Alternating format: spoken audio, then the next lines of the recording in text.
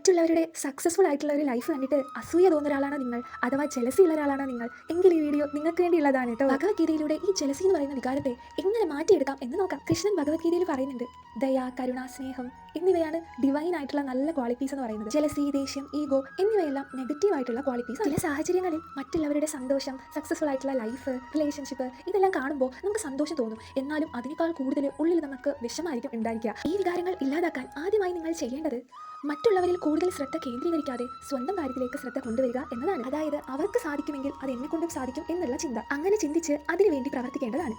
അതായത് മറ്റുള്ളവർ നമുക്ക് മാതൃകയാകുകയാണ് വേണ്ടത്. രണ്ടാമത്തെ മാർഗം, എപ്പോഴാണോ മനസ്സിൽ ഈ അസൂയ പോലെയുള്ള ചിന്തകൾ കടന്നുകൂടുന്നത് ആ നിമിഷം മറ്റുള്ളവർക്ക് വേണ്ടി പ്രാർത്ഥിക്കുകയോ ആളുകളെ സഹായിക്കുകയോ ചെയ്യാവുന്നതാണ്. പിന്നെ മൂന്നാമതായി, മറ്റുള്ളവർ പ്രോഗ്രസ് ചെയ്യുന്ന അല്ലെങ്കിൽ സക്സസ്ഫുൾ ആകുന്ന മേഖല ഏതാണോ അതിനെക്കുറിച്ച് ചിന്തിക്കുന്നതിന് പകരം സ്വന്തമായി എന്ത് പ്രോഗ്രസ് ചെയ്യാൻ സാധിക്കും, സ്വന്തം ലൈഫ് എങ്ങനെ നന്നായിട്ട് മുന്നോട്ട് കൊണ്ടുപോകാം, എന്തൊക്കെയാണ് നമ്മളുടെ ലക്ഷ്യങ്ങൾ എന്നതിനെക്കുറിച്ചെല്ലാം ഡിസൈഡ് ചെയ്തിട്ട് അതിനുവേണ്ടി വർക്ക് ചെയ്യുക.